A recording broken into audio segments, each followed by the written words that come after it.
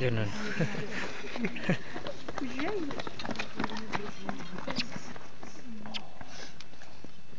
O livro está lá em cima. É? Ele para. Os que prenderam Jesus Que é aquele branco lá em cima? levaram-no à presença de Caifás, chefe dos sumos sacerdotes. É o pai mandar crucificar.